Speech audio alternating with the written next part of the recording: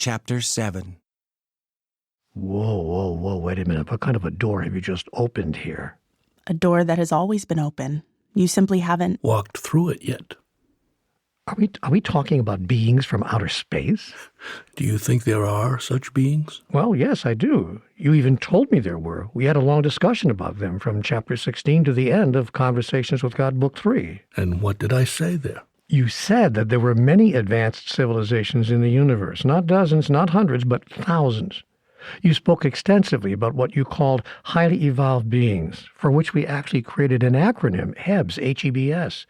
And you described most of the underpinnings of life in highly evolved societies. Remember that you said this, because it's going to play a role in where we go later in this dialogue. Okay, I will. And what I wanted to say now is that none of what was shared previously about advanced civilizations elsewhere seemed outside the realm of possibility to me. I mean, none of it seemed far-fetched. We are in, after all, a huge universe.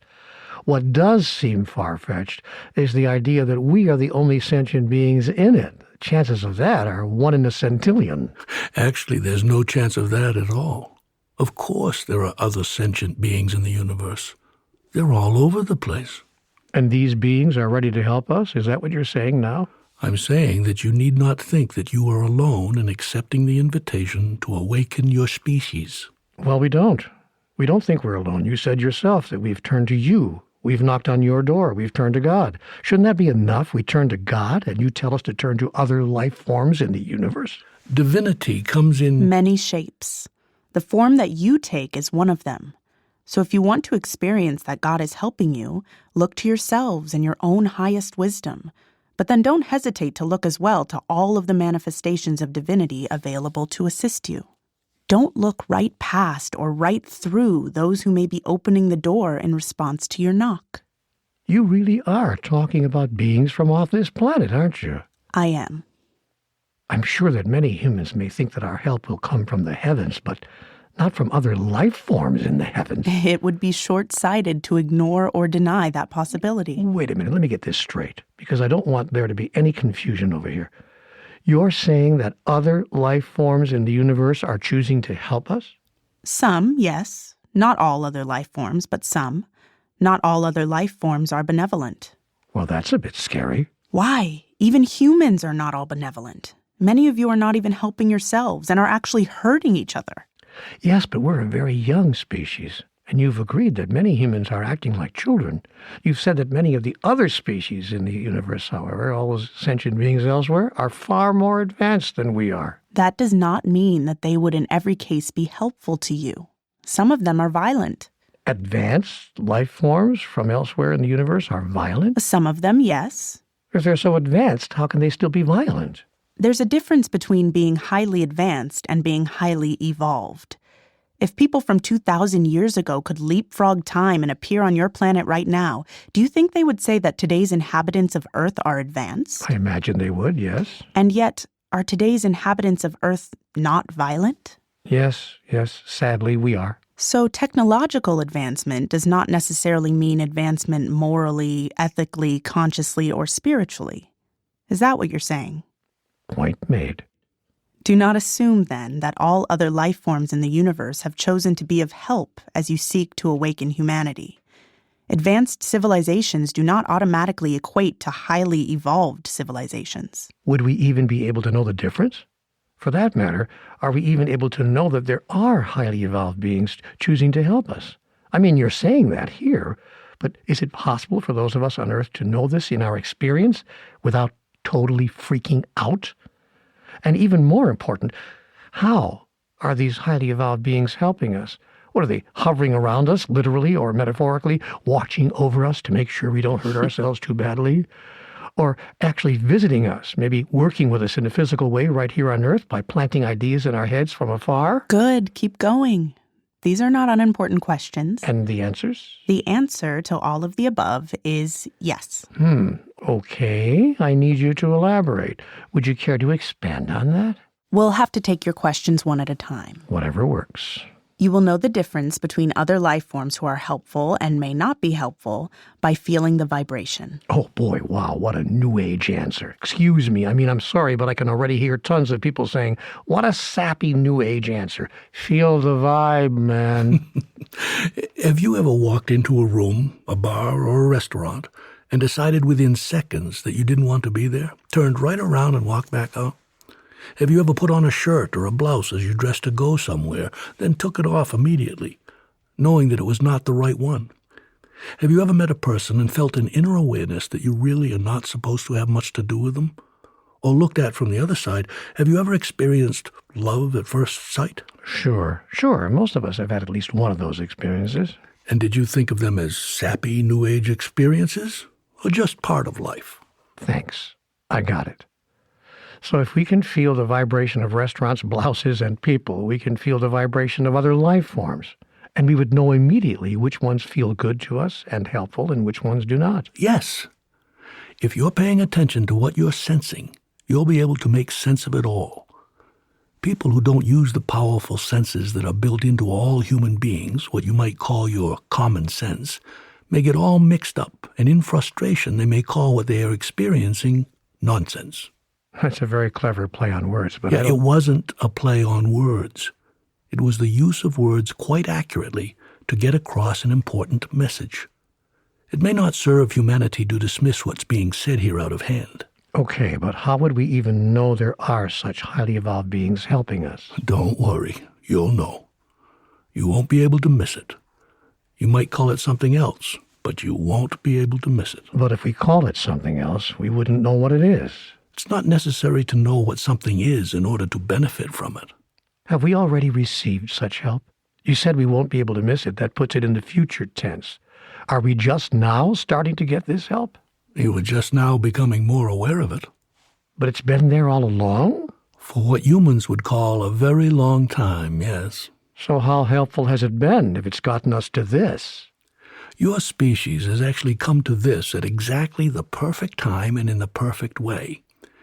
You've reached this choice point and gained the ability to see it as exactly that, very quickly in cosmic terms, and the conditions and circumstances that you abnegate are, in fact, ideal, in that they are now sufficiently startling to make your future options unmistakably clear. So highly evolved beings have worked very fast, actually, and very efficiently, measured by the clock of the universe. Chapter 8. Okay, this is getting very interesting, and I have to say I totally get that highly evolved beings could be watching over us. There have been enough UFO sightings over these past years. These past years? You mean these past centuries? Okay, these past centuries. To make it, one would think, incontrovertible that we're being observed, but helped? Stopped from hurting ourselves? How is that done? Planting ideas in our heads from afar? Okay, I can maybe even accept that. I can even hold that as a possibility, but actually visiting us? We're getting into some pretty way out territory here. Talk about a play on words. Well, I didn't mean that deliberately any more than you did before, but I have to say, I never thought my conversation with God would carry me here. I never thought I'd be getting into this. Remember when you said we spent a significant portion of Conversations with God, Book 3, talking about highly evolved beings? Yes, but not about them choosing to help us. No, but about the fact that they exist, for sure. Hypothetical existence and here and now assistance, including visiting us, are two different things, if you don't mind my saying so. Two different things, dramatically different. Agreed. Embracing this possibility is all part of the third invitation. I thought the invitation was to awaken our species, not to be introduced to a new species. And are you now saying that to awaken the species, I have to embrace a belief that other life forms, I guess most people would not call them Hebs, as we referred to highly evolved beings in Book 3, but we just call them extraterrestrials. Are you saying that I have to embrace a belief that extraterrestrials... Yeah, let's just continue to call them highly evolved beings, or Hebs for short. Are you saying then that an awakened species is choosing to help us, is visiting us? You don't have to embrace anything. You can move forward with your mission to awaken your species without adopting any belief that another species exists, much less the idea that there are Hebs choosing to help those on Earth. But you just said embracing this is all part of the third invitation. It's part of the invitation. It's not required to accept the invitation. You want to unpack that for me? Well, let's go back to the front door analogy.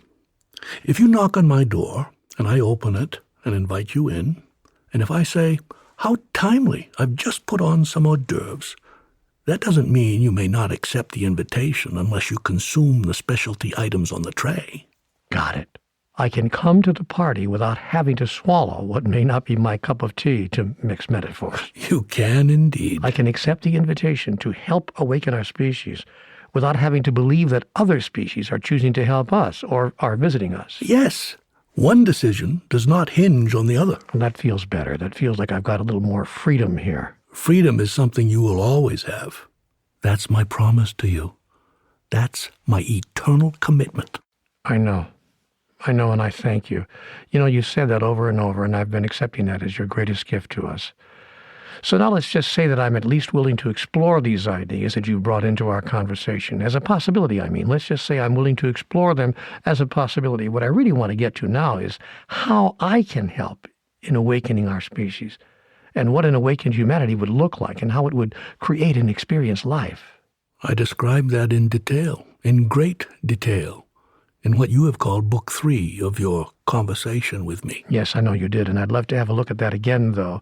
I've already forgotten most of what was said there. It's amazing to me how we forget what would be really valuable for us to remember.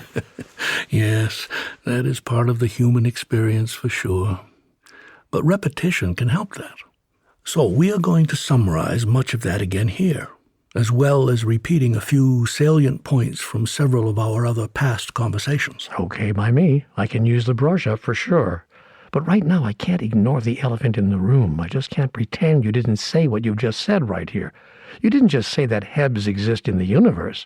You said that they're choosing to offer to help us directly, and that they are even visiting us. As I observed earlier, those are two dramatically different pieces of information. We can explore both. The second exploration will serve the first. It would be beneficial for many facets of life to be explored by you during this wonderful moment in the evolution of your species, with nothing assumed and nothing eliminated from consideration. Always keep your mind open. In all things, always keep your mind open. Everything is possible.